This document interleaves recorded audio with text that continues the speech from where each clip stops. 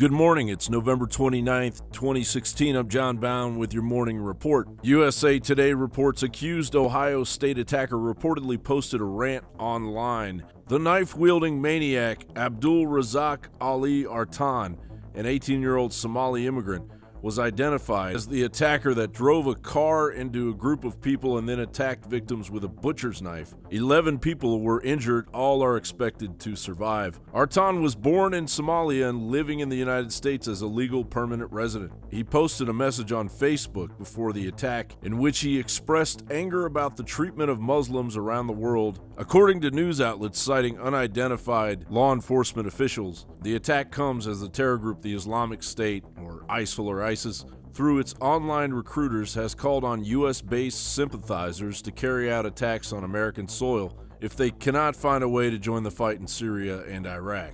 The Ohio State incident follows a knife attack in September in which a 22-year-old Somali American stabbed 10 people at a St. Cloud, Minnesota shopping mall before being shot to death by an off-duty officer. CNSNews.com reports 98,799 Somali refugees have settled in the United States since 9/11. More than 99% of those refugees are Muslim, reflecting the religious makeup of Somalia's population, which is almost entirely Muslim, predominantly Sunni. The largest number of Somali refugees arriving in the country since 9/11 have been settled in Minnesota, almost 16,000, Ohio, more than 7,500, and sizable communities also in Texas, New York, and Arizona. RT reports in Germany, after the massive wave of sexual assaults that occurred in Cologne on New Year's Eve, Cologne authorities may deploy helicopters, better CCTV cameras, and mounted police during the upcoming New Year's celebrations in order to prevent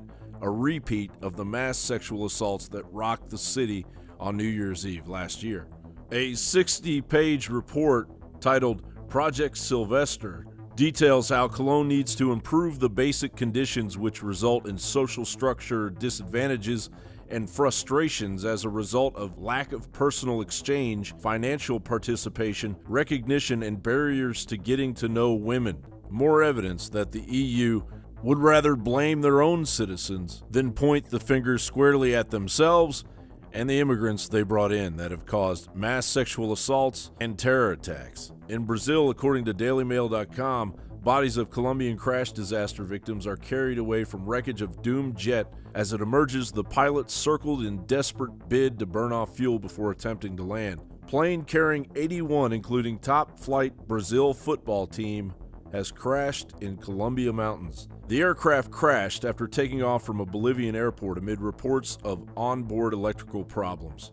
The team were set to play Copa Sudamerica tournament final on Wednesday as part of a fairy tale season, according to DailyMail.com.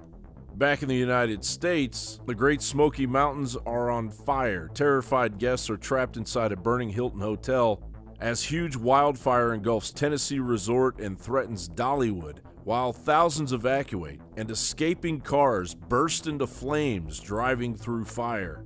At least 30 buildings have been set ablaze by the wildfire. Residents also report cabins exploding. Voluntary evacuations began Monday afternoon, but by 6 p.m. a mandatory order had been issued. Well, the bumbling GOP is now eyeing lightning strike on Obamacare to kick off the Trump era, according to Bloomberg Politics.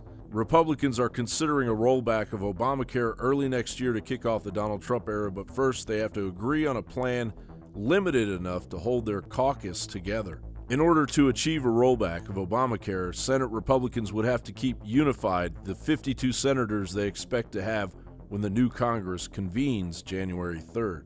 Bloomberg Technology reports Amazon worker jumped off company building after an email note. An Amazon.com Incorporated employee was injured when he leaped off a building at the company's Seattle headquarters in what police characterized as a suicide attempt.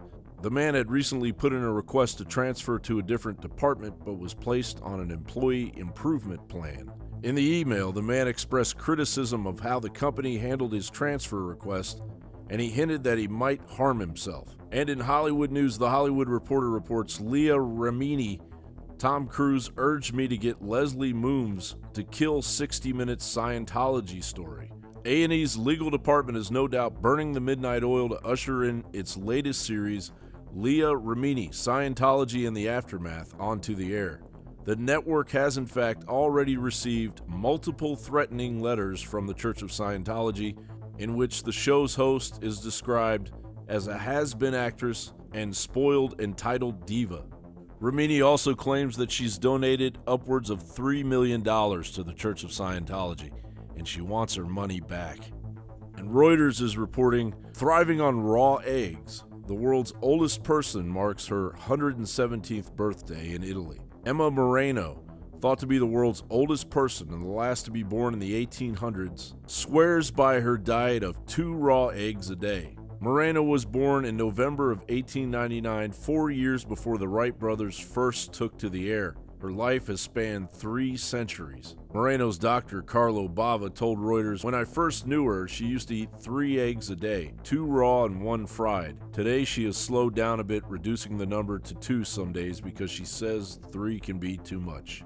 Those are the leading stories so far on this day of November 29th, 2016. You can find me at the YouTube channel War for Your Mind HD or at the YouTube channel of my name, John Bound, or check out some of my special reports with Infowars.com. Have a great rest of your day, and thanks for listening.